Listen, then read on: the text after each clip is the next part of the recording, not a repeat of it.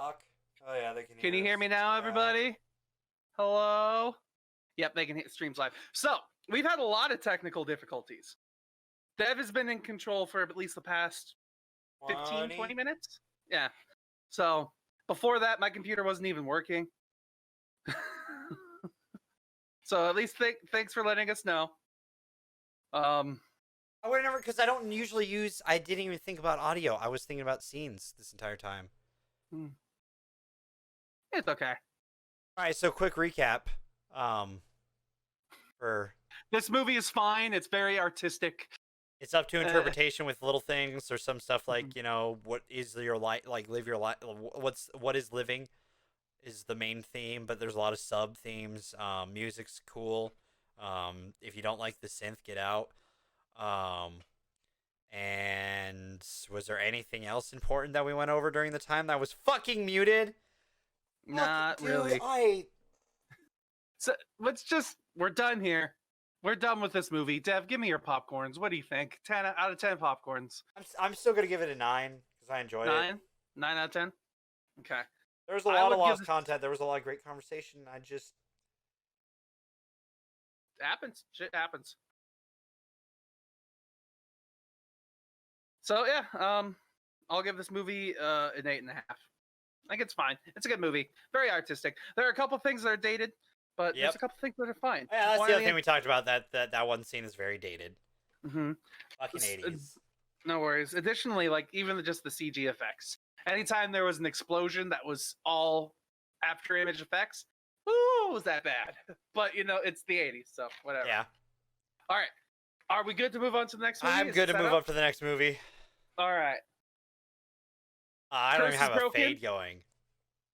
Oh well, whatever. There's no fade. Like fade for the transition. It just hard cut. Oh well. That's fine. Yeah. Let's talk about Blade Runner 2049 and what an epic movie this is, in my opinion. See, I both agree and disagree. I feel like this movie is a lot more watchable than the original Blade Runner, like for the general audience, but I feel like it's a lot more boiled down and simplified. And they explain all the answers to us in the movie. Except for one. No, there are certain answers that aren't explained still, in my opinion. But not the important answers. Well, I mean, they're going to explain... One of them is the plot of the movie. Okay, you can't leave that... You can't leave that open-ended, in my opinion. No. That would just... Then what's the point of the movie? There's a lot of loose threads that you can play with your imagination, in my opinion, at the end. Like, I'm pretty sure, when we started this movie, like I said, I'm pretty sure that I didn't see this movie before we started it. But I was able to guess every twist and turn as the movie progressed. I wasn't. And I could do that with Blade Runner. Like, I literally wrote it down on here. Oh, I unmuted my stuff in the stream here. I wrote it down on my notes. Like, I guessed who it was 1/3 of the way into my notes. I was like, this is who it is, isn't it? And I was fucking right. Oh, all right, Sherlock. Anyways, Blade Runner 2049 came out on October 6th, 2017. It had a budget of... Where's fucking budget at? There it is. Of $150 million. Opening US, it made $32 million. US gross alone, $92 million. And worldwide, $259 million. So not the hugest turn in, but, still... $100 million more than budget, which isn't great, but, Yeah, I didn't even profit, technically. Yeah. That's rough, because this movie, I think, is really good still. Like, this definitely is a good movie, for sure. I would recommend watching... Veneville? I don't know. Who are you trying to say? Director. Villanova? Nuva? Villeneuve? I don't know. I don't speak English, let alone any other language. Fair enough, same. So, but talking about this movie, let's start talking about Blade Runner 2049. Okay. first thing I want to say, it just looks good. Once again. Oh, like, God, yeah. I personally wouldn't say that this is any more or less artistic than the last movie. Like, the last movie I feel like was definitely more of the cinematic wide shots, the slow moving, like, see what we're going, and like the slow move-ins. This film felt a lot closer and like individualized rather than like atmospheric and worldly.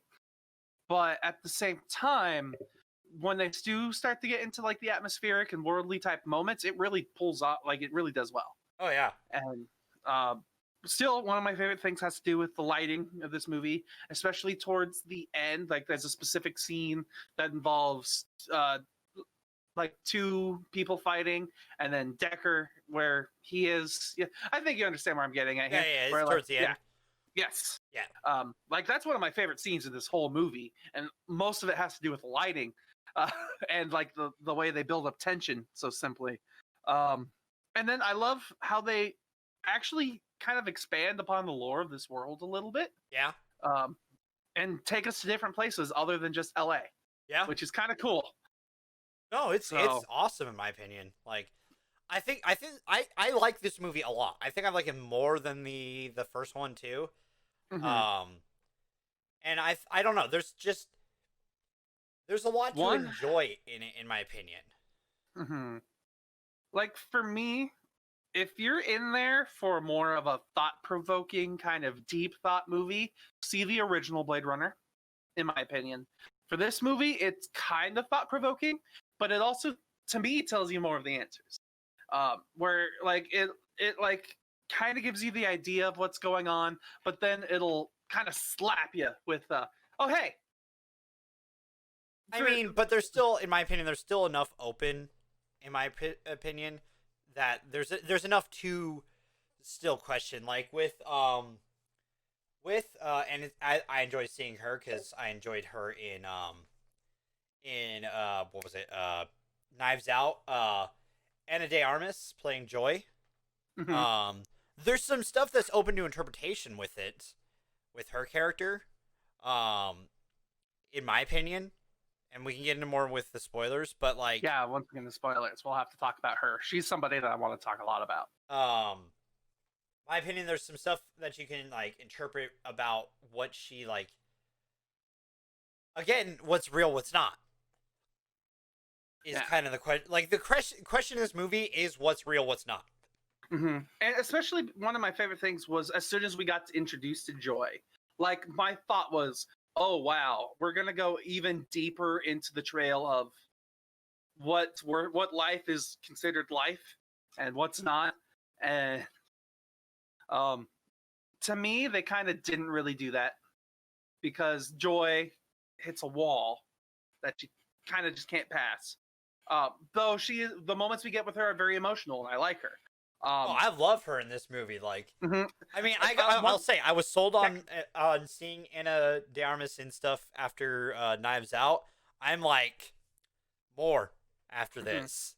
Mm-hmm. With the one thing, like one of my favorite scenes with her actually too is when her, Kay and Mariette are in the bedroom and they're syncing up together. That is by far one of the coolest things. It was like, I remember sitting there the entire time just being like, whoa. I know it's not a simple effect, but it's a simple enough effect in the sense that like you just take the same scene twice and essentially have her version of the scene superimposed over it. But there's things that like they change her height and stuff like that. It's so you essentially superimpose her over over Mackenzie Davis, who was actually in a Terminator Dark Fate. She played the human Terminator thing in that one, by the way. Which, again, this cast, there's so many moments of me going like, oh hey, they're in this, which is kind of funny. In my opinion, it's just like, oh you're here, nice to see you, didn't expect you. Like the movie opened and Dave Bautista shows up, and I was like, oh, hey, Drax, our Marvel connection today. One of them. I saw him, and I was like, really? I know. All right. I gotta say, Dave Bautista is a good actor. He does a good job in this movie, in my opinion. Even if it's just a short role, I I was enjoyed about his. to say, there's not much you could mess up with his role in this movie. Still, I enjoyed it. Also, like, where is he? Our only other Marvel alumni is David Das Michelin, who plays Kirk from the Ant-Man movies. Baba Yaga is the best way to explain him. So he doesn't even show up in the initial cast list. Oh wait, no, there he is. Oh, he is. Yeah, he is. I see him there. But like, Oh, yeah, go ahead. I was about to say him. It took a moment. Yeah. Also, Wood Harris is in this, who's Gale, I think he's one of the cops in Ant-Man. Again, things like that. But like, it's just this cast, like, people show up and I'm like, oh hey, how you doing? I haven't seen. I didn't expect to see you here. Like Robin Wright's in this, just didn't expect that. I knew Jared Leto was in this, but still, like, for me, like Jared Leto was one of the roles where I was like, really, why are you in this movie? yeah, yeah. Like, don't get me wrong, he is not a bad actor, by any means. Like, he doesn't stand out in this movie because it's like, oh wow, Jared Leto, he's doing his Jared Leto thing. Like, that's not the reason I'm calling him out. I'm calling it out because just his character in general, to me, is like, why are you even in this movie?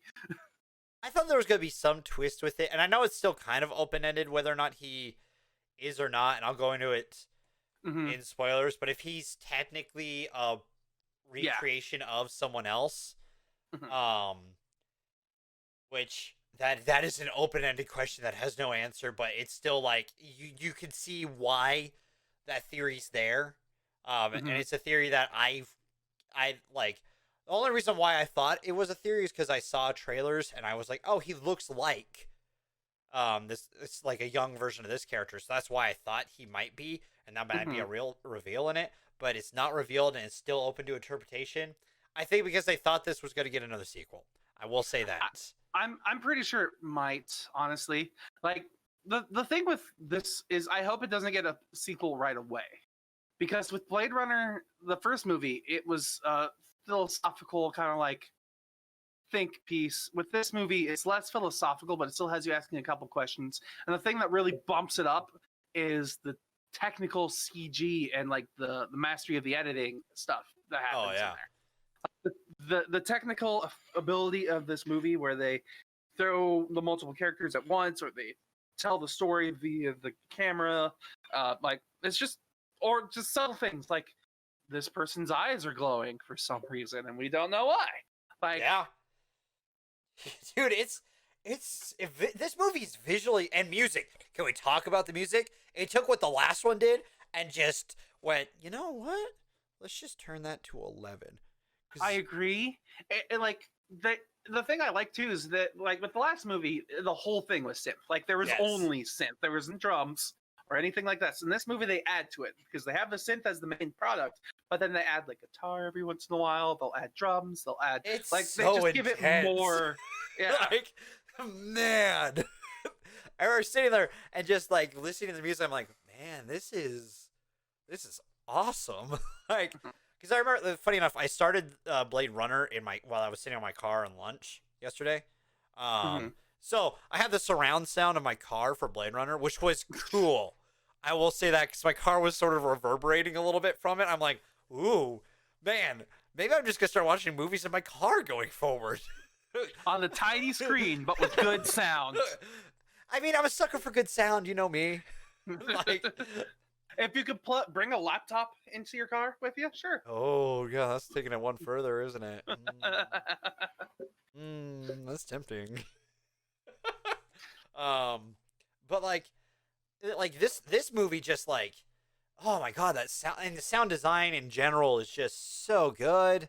And like the tech that they show off, like drone tech and stuff like that, which wasn't shown in Blade Runner, but in this one, it just like, again, one was done in the 80s, so drones weren't exactly a thing in the 80s. Like, they are today. I mean, they were more ideaed at the time. There was nothing that was concrete, solid, like they are today. Like you didn't have one in every home. Seeing some of the cool drone stuff, the hologram stuff, the like, man, there's just so much cool shit. One of my crap, what was I about to say here? That's one of the things I really like about this movie. Is they even partially explain away some of why they've upgraded, and they've made the last movie seem cooler just by saying, "Oh yeah, we have this from this last period that we didn't have before," like memory bearings, just crystal orbs with data in them, and it's like these worked until this lore thing happens, which we don't even know what it is because it's happened between the two movies. Yeah, like there was this event, this cataclysm that happened as they called it, in 2020, which when they said that, I was like, man, eerie. not everybody's The Simpsons. They can't guess everything. But I mean, man, it's still like 2020 is the year of the background. And just now the rest of the year, I'm like, is it gonna happen? This year's already gone to shit enough. I mean, it's possible. What's going to happen is towards the end of the year, we'll get our second wave of whatever the hell's happening right now. And then the multiverse thing will split, causing the aliens to show up. I wasn't going to be that extreme. I was just going to say we're going to get so many people sick that we don't have enough people to take care of the power, and then we just run out of power and everybody dies. I was going to go full crazy with it. No, I was going to keep it simple and real. It shows our truth. Ladies and gentlemen, critically casual in a nutshell.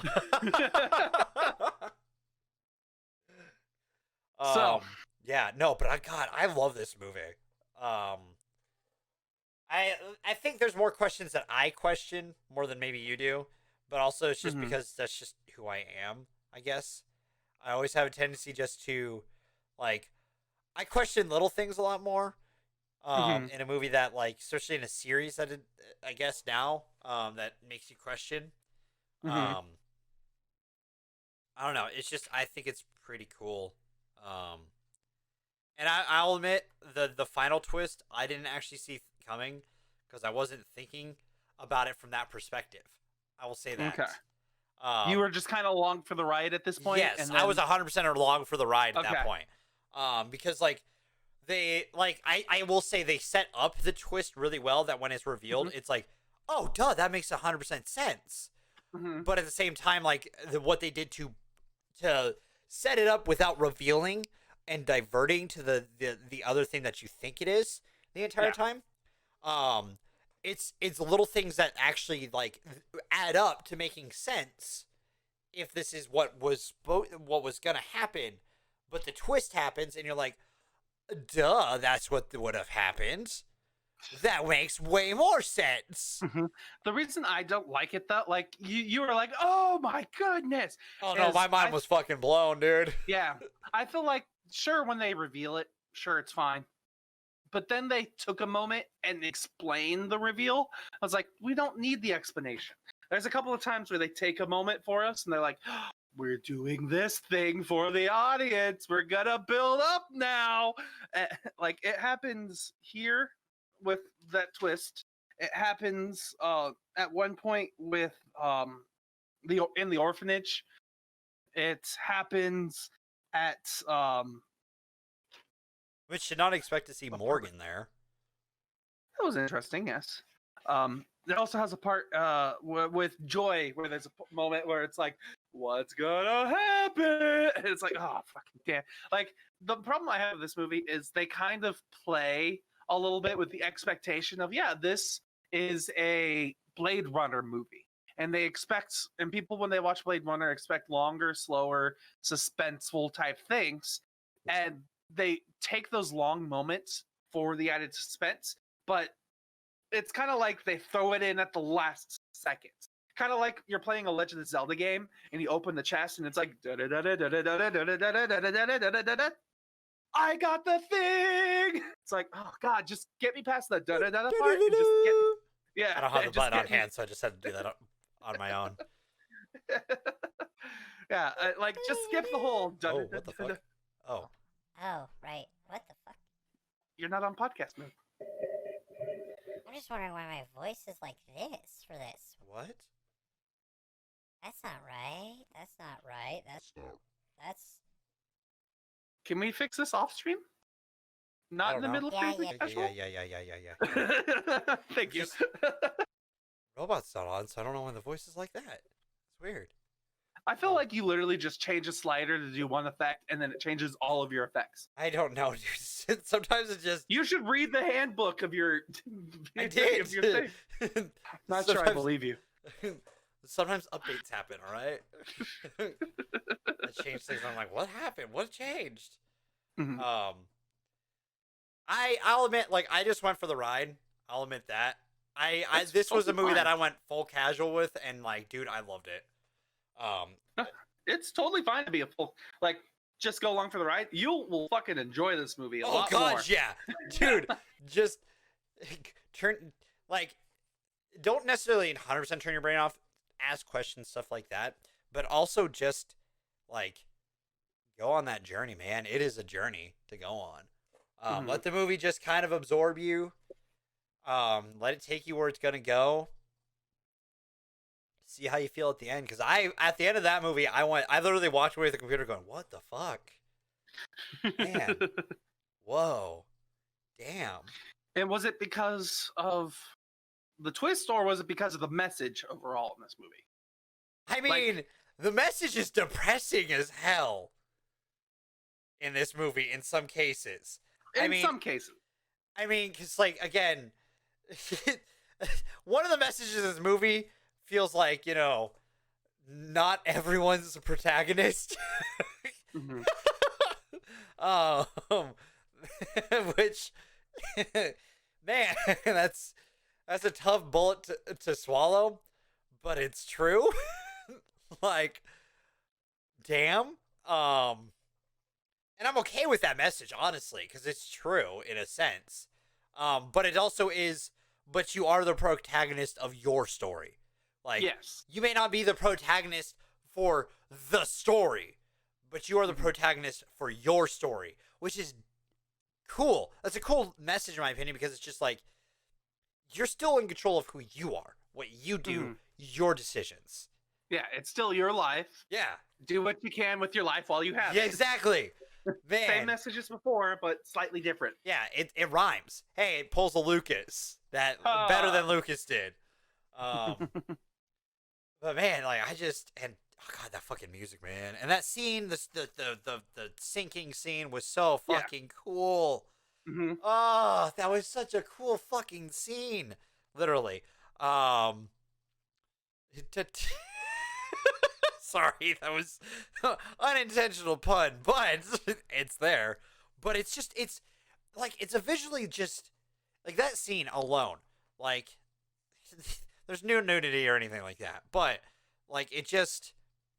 I was about to say, yeah, the only time that there's nudity in this movie is... A hologram? Yes, and it's not even our hologram, No.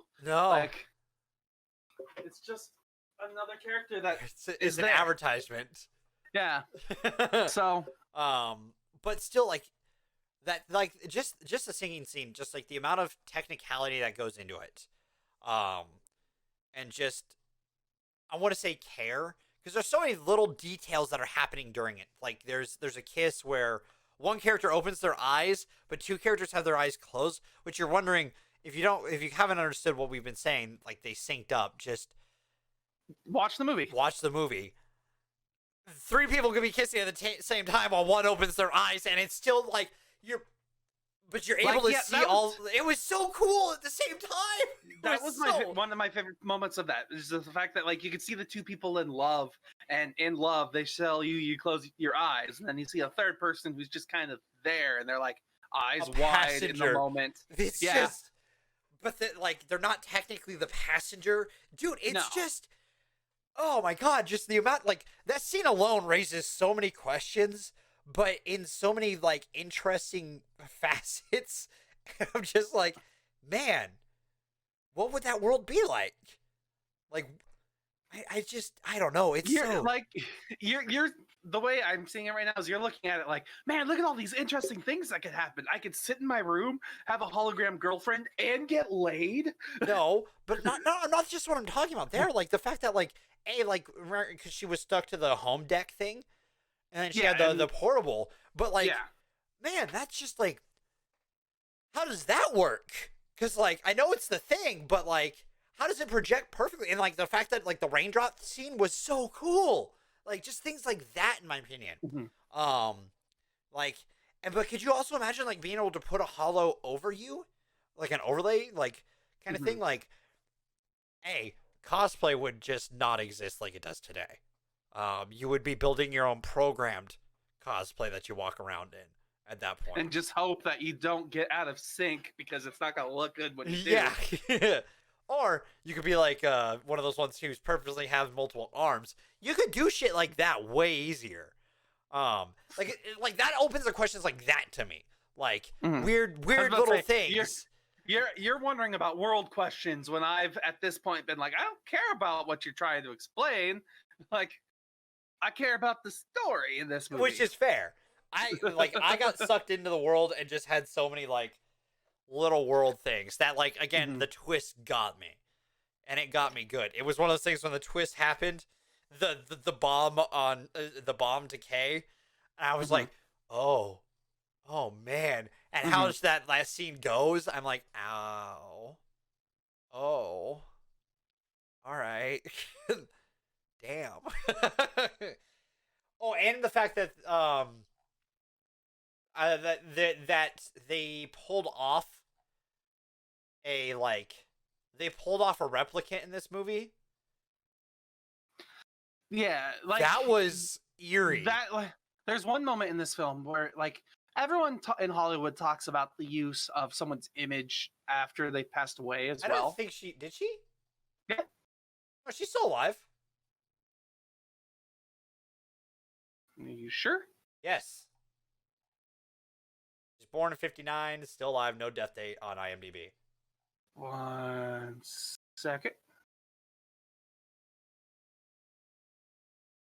Okay. Still, they're using a fake image of her that's not her, and it's still one of the tasteful ways, one of the most tasteful ways I've seen them do it. And it's trippy.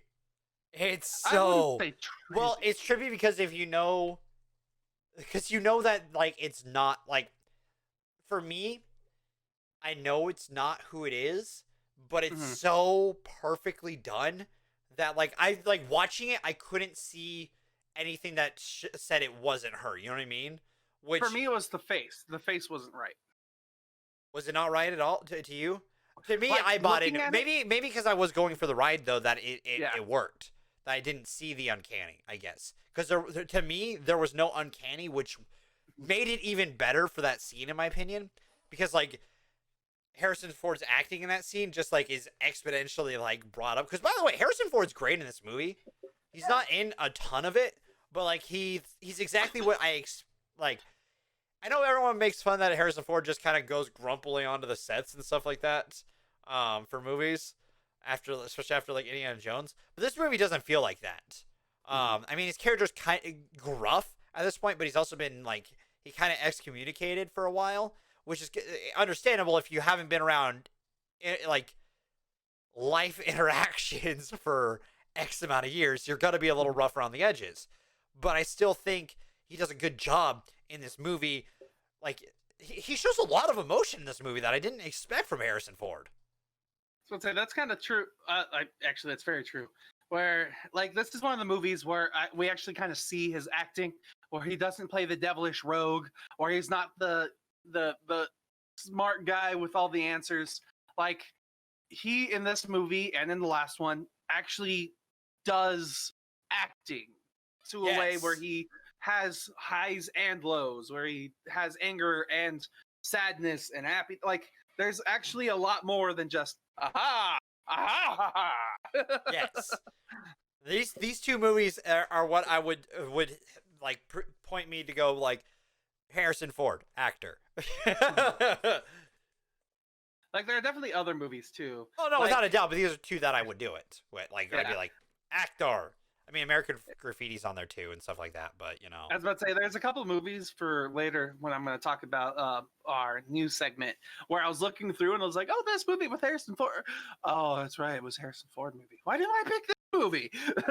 hey, for Harrison you Ford you month? pretty much chose these movies. I just No, I did. I just throw out a couple suggestions. Like, don't get me wrong. I'm absolutely happy with the movies. Oh, I've I am chosen too. This was month. a fun month because this is a roller coaster of a month.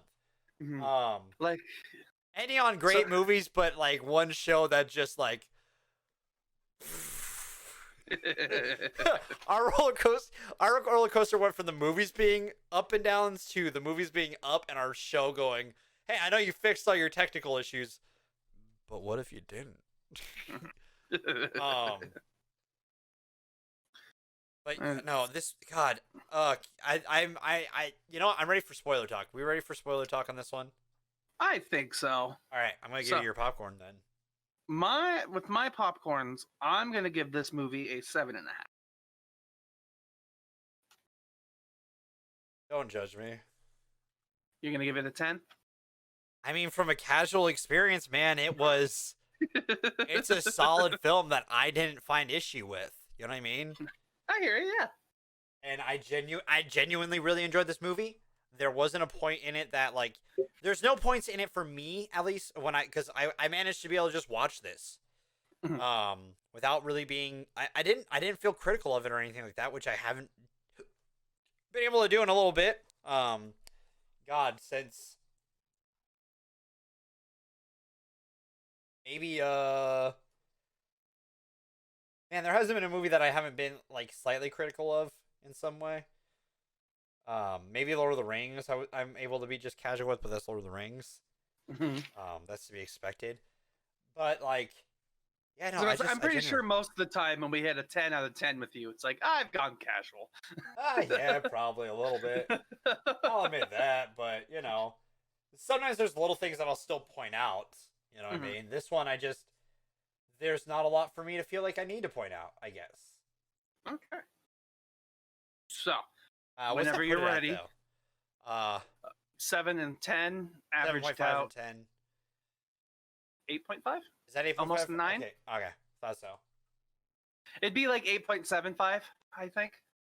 Would it?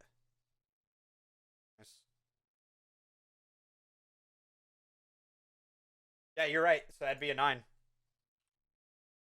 Hey, two nines. Well then. Let's get ready to spoiler!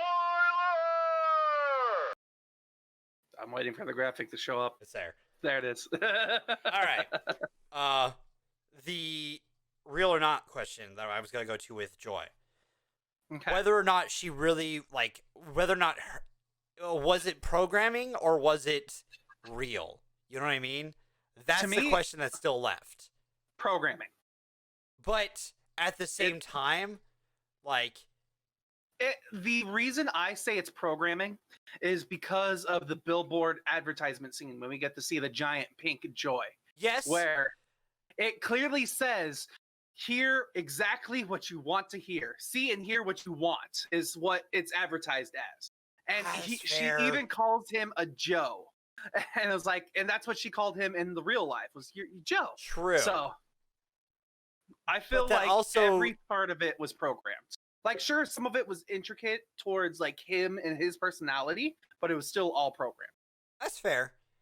It's still, in my opinion, but I still think it does raise the question. I mean, even if it's programmed, is it real or not? It's still a question that should be asked in that scenario. Because I mean, there's obviously some AI stuff behind it. Yes.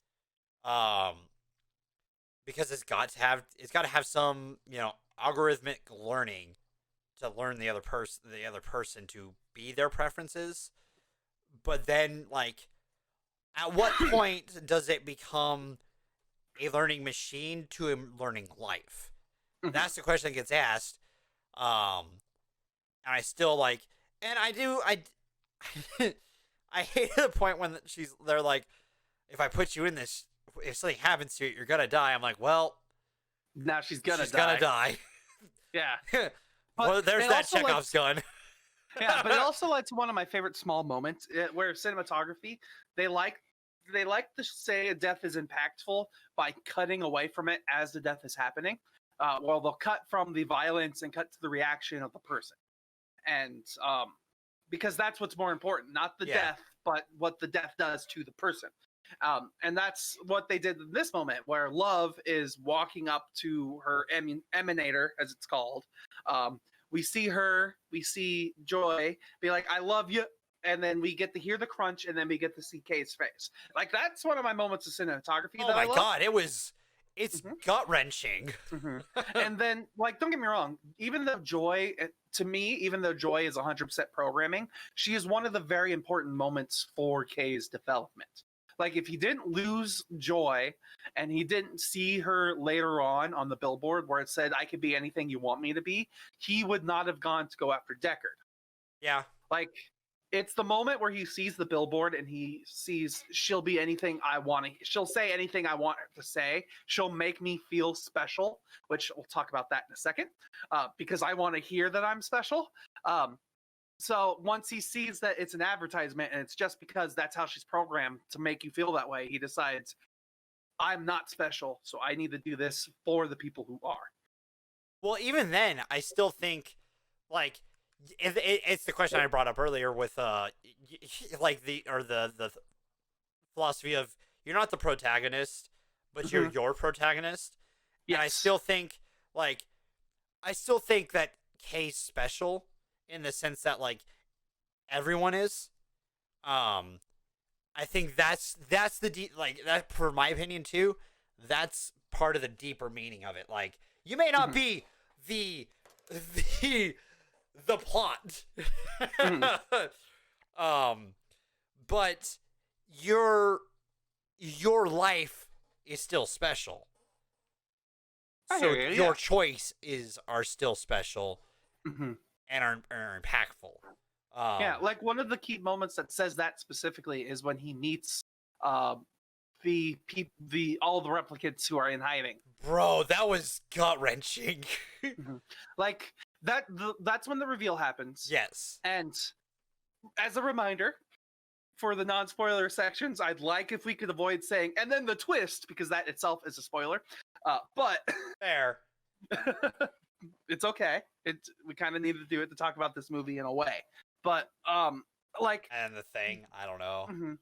They set up so much of this movie from the very beginning. Like, the first thing, like, one of the moments, where did I write it here? The first moment where I started questioning who was our person was when they said that this box is about 20 years old. 20, 30 years old, whatever, however many years old it is. Like, the soil around this box is this many years old. I was like, okay, so we're looking for an adult.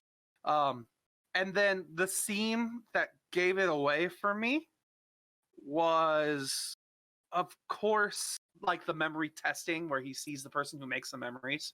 Like, that one was like the nail in the hammer, because she sees the memory and starts crying, and I'm like, yep, that's her memory. And she says it's real. Why would she cry to a real memory if it's not her own memory? Because she's empathetic. That was my... I thought because my thought process on it, why I was tricked by it. Okay, I'm gonna show you why I was tricked by it. Okay. For me, I was looking at that scene like, because imagine watching that happen to someone, right? And because she essentially is a dream tech, she would be able to, like, being emotional about, because she would understand what, like, real emotion is. So what really generate, because, like, again, she's creating fake emotions but using some real stuff in there, so she would be able to see what 100% real one would be. So that's how I looked at it. Like essentially, like, she's an empath in that scenario. Especially, like, one of the things I especially love too is the symbolism with her. Like, because before we even know who she is, we know her as a human who's locked in a cage. Yes. Someone who wishes for the freedom that our skin job has. Yes. So, So that's why it tricked me, honestly. Like, it was just like I thought she was being very empathetic, because she like understood emotion to a degree that most people don't, because she has to like her job is to create emulations of emotion. So when it was real, she was able to tell. So that's why it tricked me. Yes, because it was real. Because again, she's empathetic. She's empathetic with things because she has to, because it's technically her job, in a way. So like that's how it fooled me. I will fully admit that, which is cool, because if you're watching it from that way, where you're following it as the protagonist is becoming the plot, it's a good trick in my opinion, because it doesn't take away from the twist when it's shown that it is her. That like if you fall for that moment right there, that meteorite comes in and you're like, duh! Yeah, like I could see that now in a way. I didn't see it before, but I could see it now.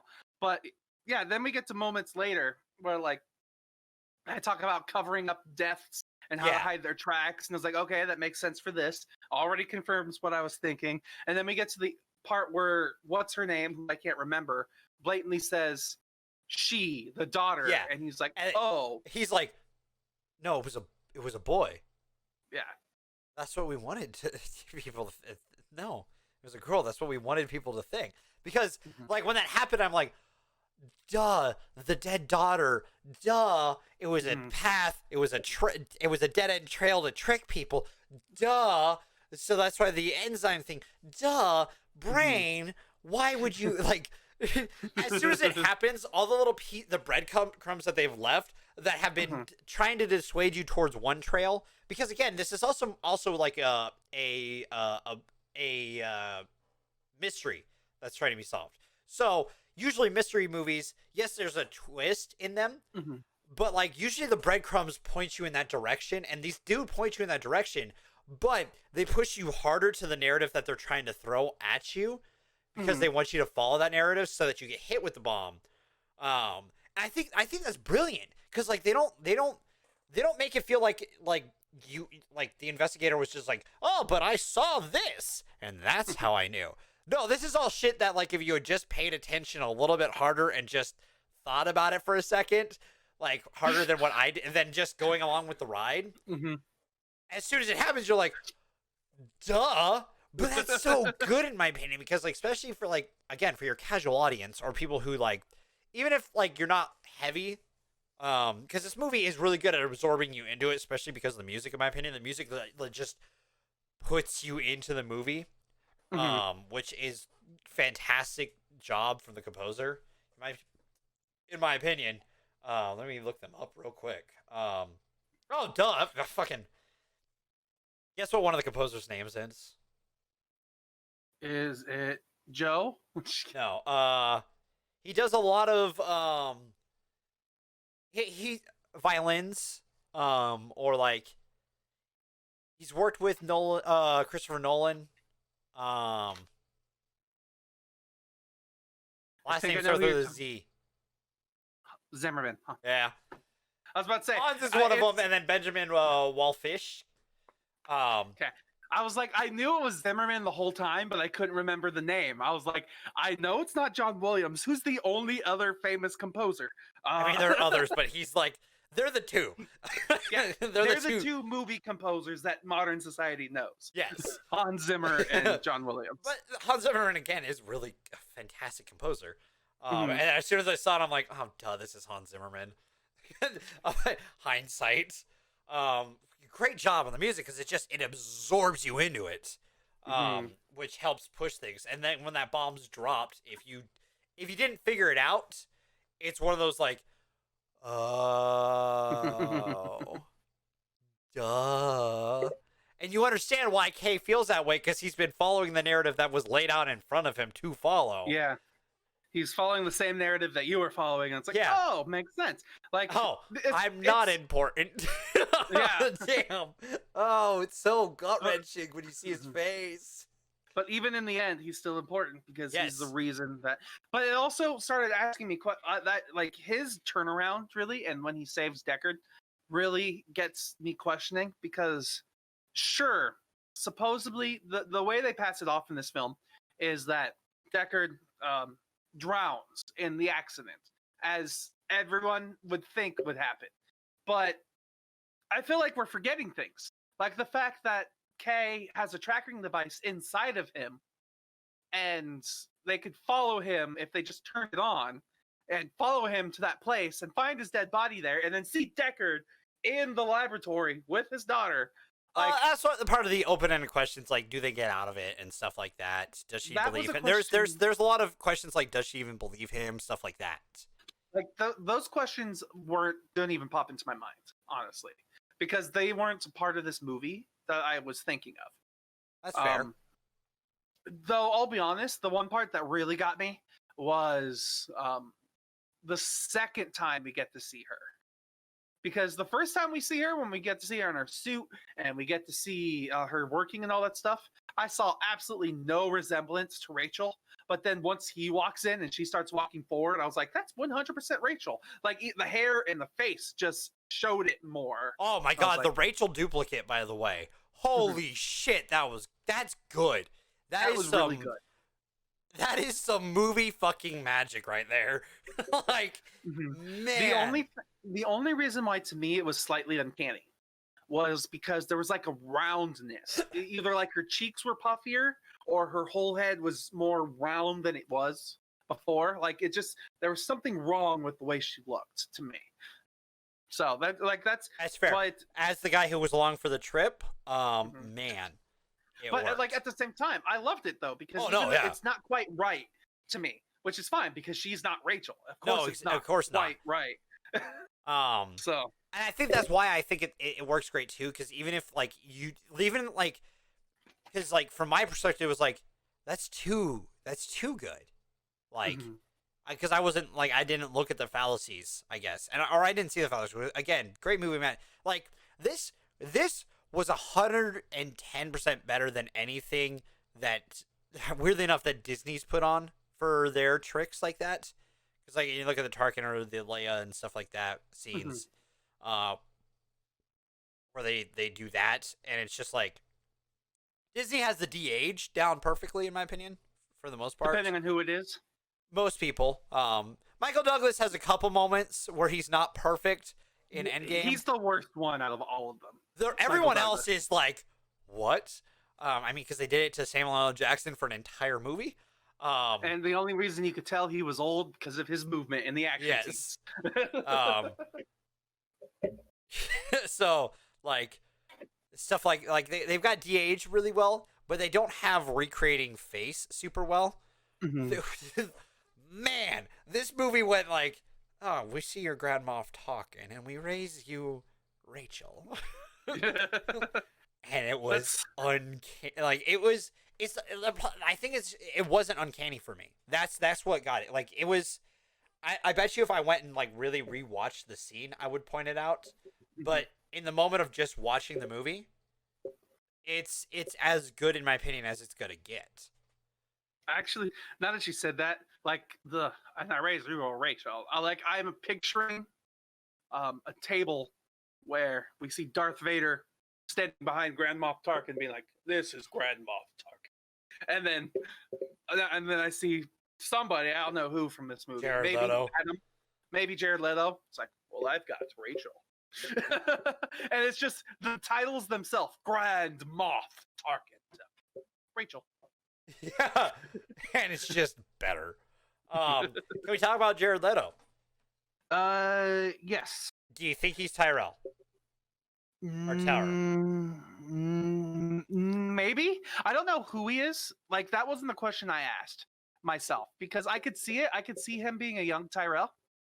But at the same time, the thing that I thought the most intriguing was the fact that he was a replicant, or at least what looked to be a replicant. That's the other question. Maybe he just got replicant eyes. Yeah, I put that in here. Is he a replicant or does he have fake eyes? My guess is he's a replicant, only because he wants to create other better replicants, and so he can better himself. Yes. So that's why I think it is Tyrell. Pitching you this. Tyrell knows at some point he's going to die. So he's been building the R8s. Yeah, it was Nexus 8 was the last one that we had. Yes. In the original movie, it was Nexus 6. Yes. In this one, it was 8. The 8s are the ones that are being built that donate, like they're pretty much human.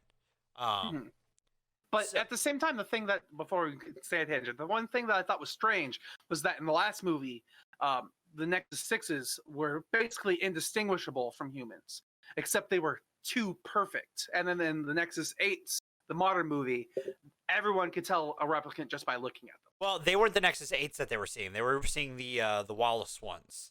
Yeah, The new brand. The new brand ones. Yeah, which I think were supposed to be distinguishable in some way, I guess, or like. Even though they still don't look any different than the average person. I don't know, man. Unless you like know that like maybe also he does work there and he walks around and stuff like that, and usually like I bet you that you know based off of just like certain mannerisms and stuff like that. Possibly. So with that too, like that's probably part of it. The thing I will say too is just like that with that theory, I think what if, because he figured out how to do memory implants. What if he had started building his memory, like, because he obviously looks like one of those people who would want to live forever.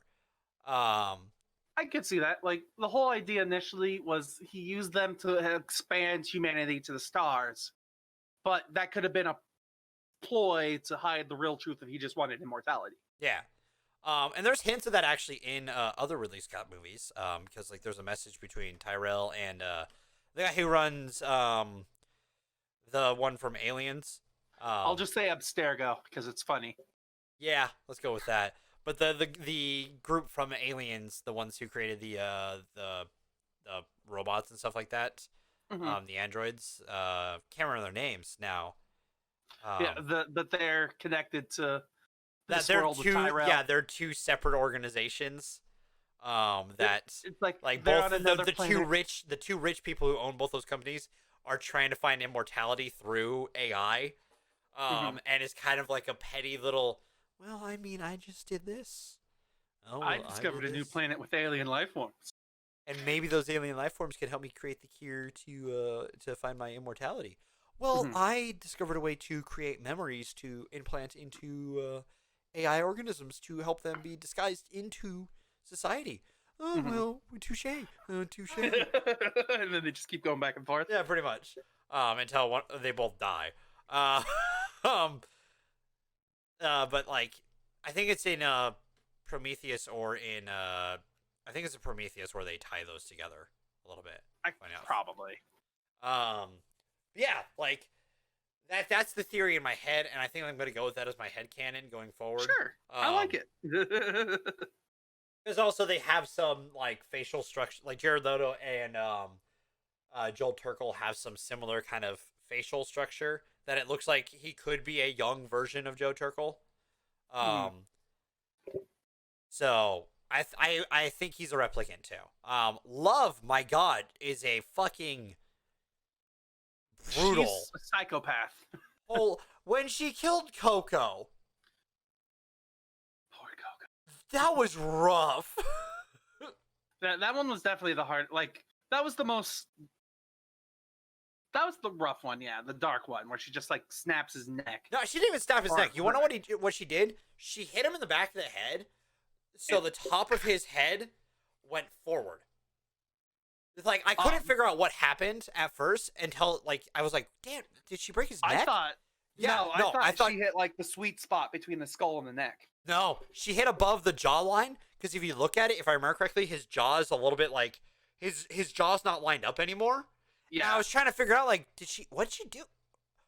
Oh, and that's why the blood was rushing out because she broke everything back there. And like his death was definitely the most gruesome out of all of it. Like, holy shit! He even had blood coming out of his eyes. Was it was rough, dude. And there was people getting blown up in a later scene, And that was the most gruesome because it was like personal is how it felt because it was up close personal. Like, yeah, the dude's getting blown up with their limbs getting flown off. Oh, big whoop. Man, that death. The one more thing that I wanted to talk about was how they explained away the kind of Harrison Ford forcing himself onto Rachel part. Was like because they had moments where Kay was talking to Mariette, the red girl who body was rented for the sink scene. Yes. There's a moment where the two of them are talking, and where did I just put this down? She says being asked personal questions makes you feel desired. She, as a replicant, that was says Love. that. Love who said that, I thought. No. Was it Marionette? It was Marionette. This, well, at least it might have been Love. Either way, it was one of the two, because he was out there, he was talking to somebody, and they said the personal questions make you feel desired, which made me think back to the first movie where he's asking her all these questions. And then they explain in this movie that from the get-go, it's almost as if Deckard was programmed to fall in love with her. Oh yeah, they go further into it, but like I like that also. Like they expand upon it by Deckard being like, "I know it's real. This is real to me." Yeah, like he doesn't care because he could be an 8, a Nexus 8 for all we knew, but it doesn't matter. Because to him, he is who he is, and he's gonna live. Yep, and he had a child. So, yeah, but and Dave Bautista performed the C-section. The C-section, yeah, without him being there, without Mr. Deckard being there. But it was that scene where they start explaining, and that's where like the dots connected. Where like we have to write off this awkward scene where he kind of just molests her. Well, he doesn't really, but he comes on a little hot. Yeah, and so they wrote it away like she felt desired. She wanted this to happen because he started feeling personal with them, and whatever. Doesn't exactly excuse it, in my opinion, but you know, it's just. But at least they tried, I guess. I should. But yeah, they had two replicants talking about like I feel desired when people ask me personal questions. So, yeah. At least in this movie, like not all the female replicants are pleasure models. Like they talk about male pleasure models, which I am thankful for. Hey like, man, don't get me wrong, I'm definitely not going to buy a male pleasure model myself. Hey, the ladies need a male pleasure model occasionally. Exactly, it's good to see that there's at least a difference. That it's not always the women who are objectified. So it's a slight change that I can appreciate. I can appreciate it too. Let's see. Everyone deserves a pleasure model. And you want yours to be a hologram. I never said that. I said that. I'm. Yeah, fuck you. No, just that scene's just like that scene's so cool because it's just like just from a visual standpoint, it's so fucking cool. It's just it's mind blowing because like you could see both their eyes almost the entire time, and it's kind of phasing who you see at that time, but it's just like they're right on top of each other. Oh, it's like what if you watched, it's having two different frames, right? So let's say you're watching a 60 frame thing, but every other frame, like, it's like a good way of putting it like with those two. With the frames, I guess the way to put it would be the fact that like in Spider-Man and Spider-Man and the Spider-Verse that Miles is only 24 frames, while and then Parker is 30. Yeah, or no, 48 because he's the full in animation stuff like that. I think it's 48 frames. Sorry, it was Parker was double framed animation while Parker was single framed while whatever his name, I'm forgetting right now, was double frame. Miles was double frame. So it looked choppier as he's going compared to... Yeah. So that's kind of how I look at it. Like maybe how they did it was like every other frame, one of them was the prominent one. Or like it's this set of frames, they're the prominent one, but you could still see the other one. But then this set of frames, they're the prominent one, while you can see them more. it's still cool. It's a cool visual effect, and it's just, man, can we get more future movies that do shit like that? Because it's cool. I agree with you. Like they did a lot of interesting visual stuff that I really liked. Yeah. So definitely give us more of that for sure. Last 2017 question I cool have. for sci-fi visuals, because also Last Jedi came out that year. That's true. That's true. Last question that I have. The Kay's death scene. I personally don't know how I feel about his death. Because sure, he dies as the hero of his own story.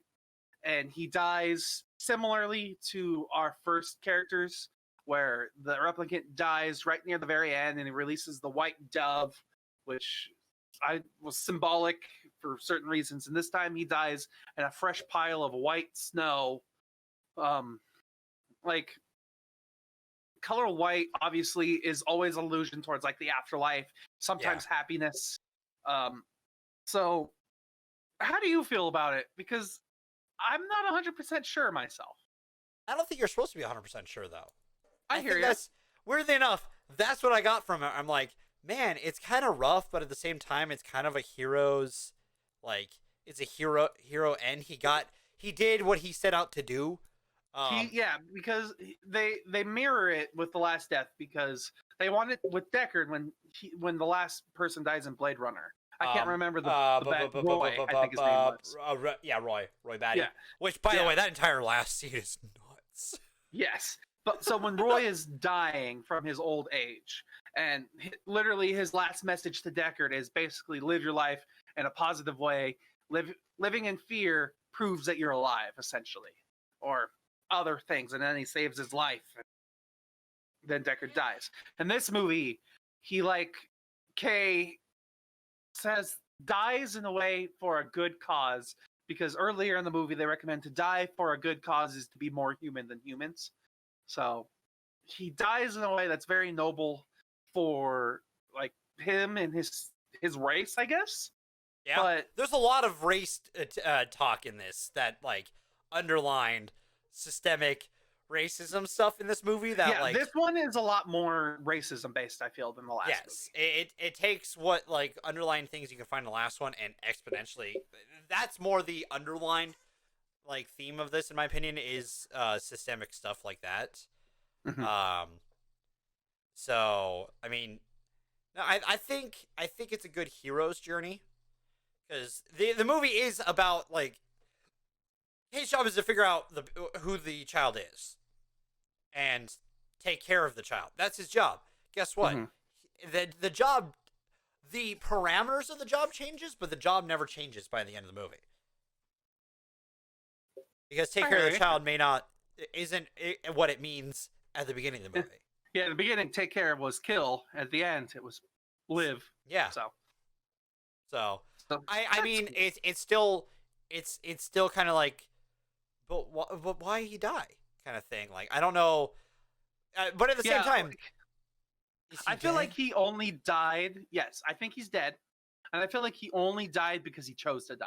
Like, I feel like if he wanted to keep living, he could have easily keep his programming running or whatever the hell it is that's inside of him. But I think he decided, I'm happy where I am, and then I can pass away and be a martyr, essentially. But yeah, that's the thing I'm interested for, because if there is a sequel for this movie, it's not going to be like these movies by any sense of the word. It's going to be, it's probably going to be like, I'm going to say almost Matrix 1. Matrix 1 or better Terminator Salvation. Maybe, yeah. So, if they make a third Blade Runner. What's that? What's the one we watched with Michael Pena? The like Extinction movie? Yeah. I think that's what it was called, Extinction. Was it Extinction? Okay. That. But better. Holy shit, that could be that world. Extinction, yep, that's what it's called. 2018 Extinction. It could be, theoretically. And then just So, put Total Recall in that world too, and then you've got like Aliens, Extinction, Total Recall, and this all in the same universe. Shit, that's an Avengers movie. You get Ripley, Michael Pena from that. You get Deckard, and you get what? Do you want to go Arnold Total Recall or the less good Total Recall? Can't remember the guy's name who's in it. I can't remember either. The one that came out more recently. Terrible names. Same. But then get all them together, and then you have your sci-fi Avengers, all different, multiple studios working together. Like, Never that'll will ever happen. Yeah. Okay, I think we're done here. Yes. Unless there's anything else you want to spoil. Yeah, I'm good. There's nothing else I need to Okay. spoil on this one. We're on to the news then. Nope, I didn't fix this yet. You Yeah, didn't just get rid watch of the that boxes. episode. There we go. Oh, your camera's also a little funky, but whatever. Yours is bigger than it was. Also, hold up. So the news. This will be quick, easy. There's I don't really know much about movie news as of late. Like movie productions are starting up again, and TV shows are starting up again. The first movie that hit theaters we talked about last week was going to be Tenet, coming out on June 9th. So by Christopher Nolan. But the movie news I want to talk about this week was a fight, kind of. It's more or less a divorce between Amber Heard and Johnny Depp. Yeah. So, Okay, there's been a lot of allegations on both sides of this thing, which is why also it's just been a shit show to follow. Mm-hmm. But ultimately, what I got from this story, I'm sure there's other stories that I haven't seen, but from what I've seen, is the two of them are divorcing. I don't know why they're together in the first place, but they were. You know, love works and life happens, finds a way. But they are divorcing, and at some point during this divorce, apparently things were started being said about each other, and from what I understand, Amber Heard started lying and coming up with things like he's abusing me, he's manipulative, this, that, and some other thing. And that has come out as being false, that she was just essentially slandering him, Johnny Depp. Yep. And that because of this, Amber Heard is now what is considered uninsurable, or AKA blacklisted, making it so she can't really work in Hollywood anymore. So, yeah, Johnny Depp is still fine. He could still work. And in fact, he will be returning for Captain Jack Sparrow in Pirates of the Caribbean 5 or whatever movie it's going to be. 6? Yeah. And however, she won't be able to return as her role as Mera in Aquaman 2. So, Can we still just get rid of Johnny Depp? I mean, I'm not going to say yes or no, because in this situation, I think it would be wiser to just get rid of both of them. Because, like, there's still also, like, not to say, like, I'm not saying he was abusive, but, like, also if you look at some of just, like, just generally this entire thing is a mess, and just let the goddamn... Well, I'm more talking about the fact that, like, there's... This thing is an entire fucking mess, because they're both Like, even- melodramatic motherfuckers who I was just... about to say, even before the slander started happening, like, I feel like in Hollywood's eyes, if there's a chance at a misconception, they will drop both of you. Like, just look at James Gunn, for instance. I brought this up earlier. He said jokes back in 2012, which were taken and in modern times are inappropriate. And then he was, for a period of at least 4 months, was considered uninsurable and wasn't going to be hired in Hollywood. But No, and I'm not saying, like, take Johnny out for, like, ever. I just, like, wait for the drama to boil over. Yeah. Don't immediately sign him onto...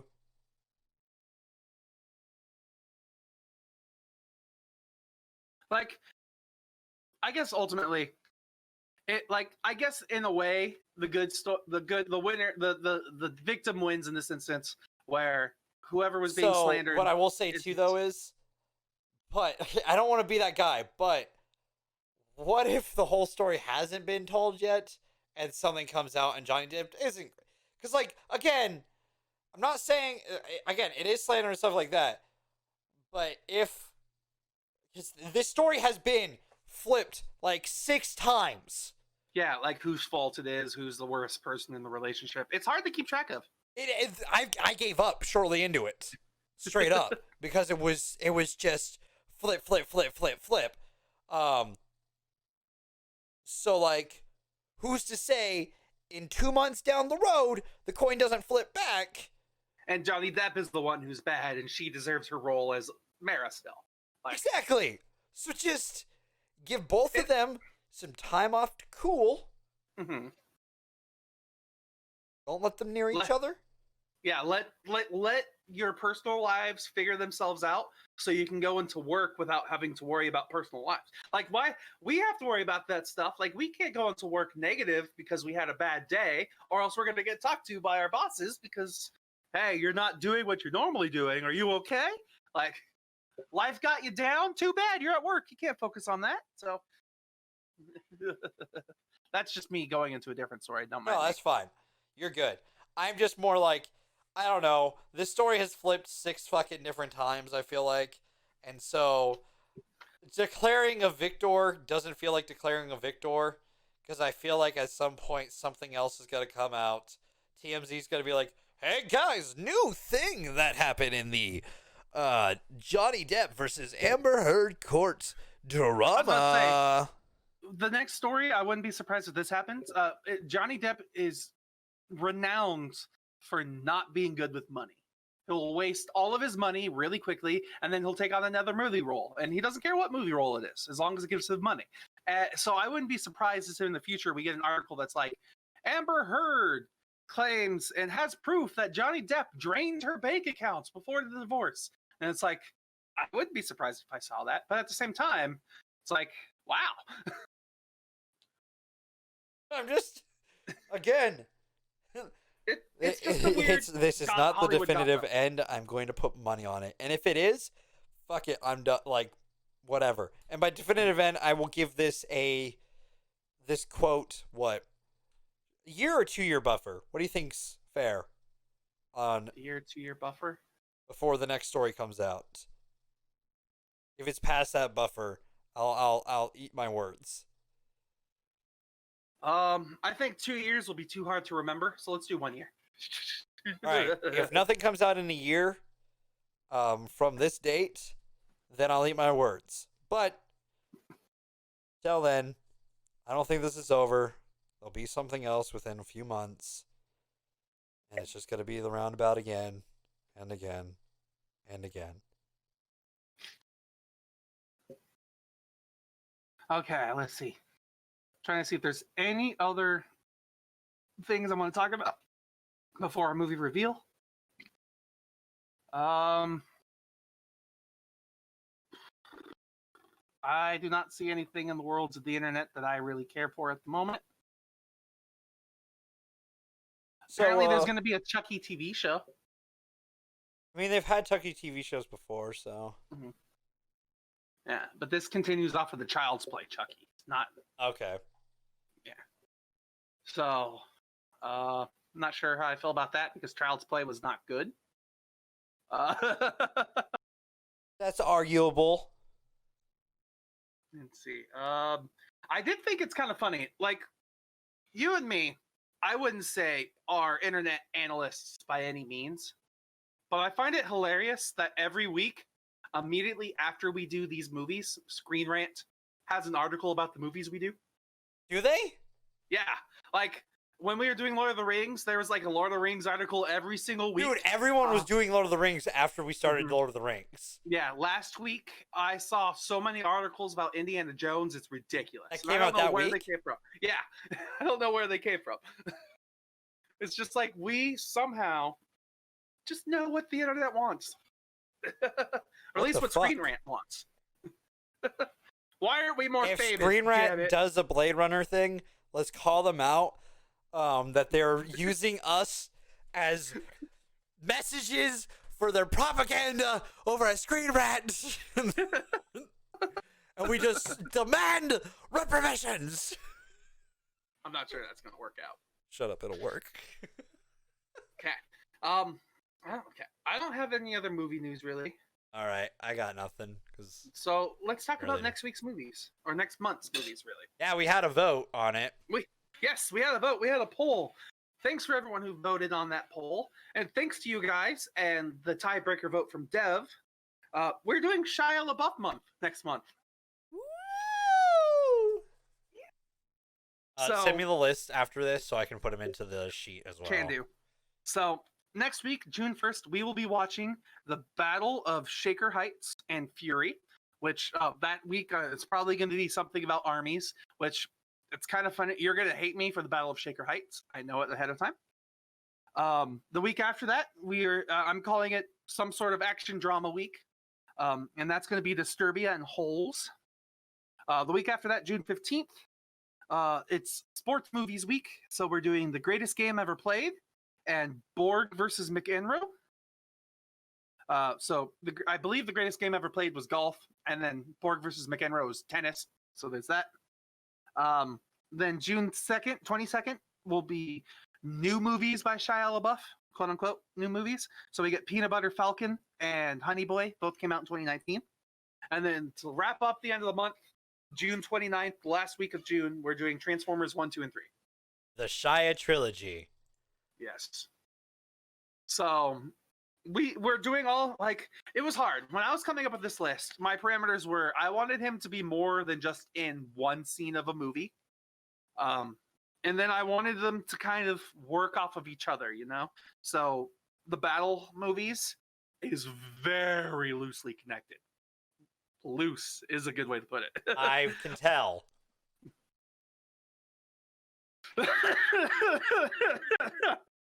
We get to see an old movie and a new movie that week. Disturbia and Holes, they kind of work together. They really don't. No, They just kind of have to. there's because crime it's- involved. Yes, and there's mystery afoot. Yes. So there's that. The sports movies I actually felt was the easiest to do because I thought it was kind of weird that he did 2 sports movies just about different sports. I was like, cool, why not? The Peanut Butter Falcon and Honey Boy were kind of easy only because they're the only new movies that he's had. I wanted to split them up between different weeks, but nothing really fit with those movies that he's been in before, so I just threw them together. And then the Transformers at the end is so we can continue with Transformers in July with the You don't need to duology. reveal the Marky Mark duology. Way to spoil it, man. If you could, honestly, it was really easily set up. It was just. It's also why I voted it. Yeah, which I'm not looking forward to trying figuring out next month, like July's movies, because if we stick to the actor theme, trouble. Well, I'm suggesting a different theme, which also means trouble. What was your different theme? Just so I know. Director? Director. Are they the same director for both movies? Yeah. Okay. We could do him. I could make that month. You don't have to do a thing. I can make it. Maybe. Let me think about that. My only other thought, if we're not doing actor, if we're not doing director, we stick to the theme, which is giant robots. Which, again, fucking down. Next month, July has options. So yeah, June is Shia LaBeouf month, where I'm pretty sure at least one movie each week we're gonna fucking hate. Oh, without a doubt. I can tell one of them from the war set. Yeah, the first set. I don't think Disturbed and Holes either of them we're gonna hate. I will say that because I've seen both of them. Okay. I don't remember if I've seen Disturbed or not. Like, it sounds familiar, but I honestly don't remember. I actually have seen it before. I actually kind of enjoyed it. I only it's a picked it thriller. because it was like thriller horror, and I was like, it said horror on IMDb, and it's like, that's not right. Shia LaBeouf isn't in a horror movie. Yeah, Oh, he let's pick is. it anyways. It's different. It's a different kind of horror. I'll say Mhm. that. We'll see what you think of it, horror expert. So yeah, I don't have anything else really to talk about. I've never had anything to talk about. I just came here. I This showed up week one you were day in and there was a charge. mic. But yeah, with that, I guess. I think we're done here.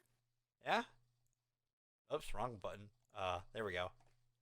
There we go. Here we are. We're on the exit. Yeah, screen. there we I don't go. normally do this. All right. Thank you for doing it. I don't know what happened to my computer, but Yeah. something happened, and I'm going to figure it out here after the show. Yeah.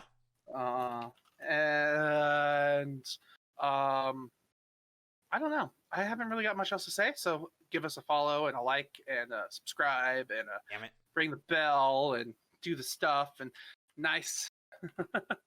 So proud of you. Yep. Bye, everybody. Oh yeah, Bye, you everybody. could Thanks for use being the here. social links now that are on the under us thing, Yeah, that's because true. Things the have upgraded changed. they upgraded Twitch, so you can actually use links. They're doing it better than YouTube does with links, in my opinion.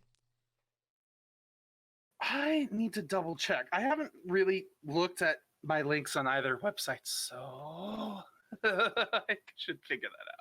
Oh, whoops. There we go. There's that Oh. screen. There we go. It's black Oh, on this sweet. side. Ah, there we go. All Okay. right. Bye, everybody. Wake up. This is all the dream. What is real? What is fake?